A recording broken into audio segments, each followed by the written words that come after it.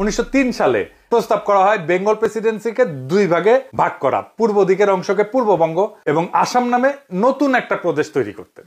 Lord Curzon এই প্রস্তাবে সম্মতি প্রদান করে। এর ফলে 16 অক্টোবর 1905 সালে লর্ড কার্জন নতুন প্রদেশ পূর্ববঙ্গ এবং আসামের গোড়াপত্তন করে ঢাকাকে রাজধানী করেন। এরপর শুরু হয় বাংলায় হিন্দুত্ববাদীদের আন্দোলন, যেটা সন্ত্রাসবাদের রূপ নেয়। কলকাতার হিন্দু বাবুরা একদম বিক্ষোভে ফেটে পড়ে। বাবুদের দুইটা সন্ত্রাসবাদী সংগঠন ছিল, একটা কলকাতা কেন্দ্রিক যুগান্তর গ্রুপ আর একটা ঢাকা কেন্দ্রিক অনুশীলন সমিতি। যুগান্তর গ্রুপের সন্ত্রাসী ক্ষুদিরাম বসু একজন সাহেব ম্যাজিস্ট্রেটকে হত্যা করার জন্য সাহেবের গাড়ি লক্ষ্য করে বোমা হামলা করে। ক্ষুদিরামের নিক্ষেপ করা গ্রেনেড সাহেবের গাড়ির পরিবর্তে দুইজন মেম সাহেবের গাড়িতে গিয়া পড়ে এবং একজন ইংরেজ ব্যারিস্টারের স্ত্রী এবং কন্যাকে হত্যা করে। ইংরেজ সরকার ক্ষুদিরামকে ধরে বিচার করে ফাঁসিতে লটকায় দেয়। এইরকম নারীঘাতক হিন্দুত্ববাদী সন্ত্রাসীকে আবার বাঙ্গু সমাজে সেলিব্রেট করা হয়, তাকে নিয়ে কবিতা লেখা হয়। আর এক বাঙ্গু প্রগতিশীল আব্দুল নূর তুষার ইতিহাস জ্ঞান দিতেছে জাতিরে। সে কইতেছে আমাদের দেশে কার্জন হল আছে, কিন্তু ক্ষুদিরামের নামে একটা চালাঘর নাই।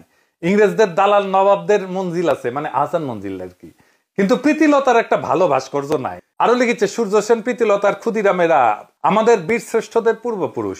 জমিদারদের ল্যাঠাল যারা, জমিদারি চলে যাবে জন্য যারা ইংরেজদের শাসাইবে তাই অস্ত্র হাতে তুলে নিছিল, তারা নাকি আমাদের বীর শ্রেষ্ঠদের পূর্বপুরুষ। আমি যাই কই।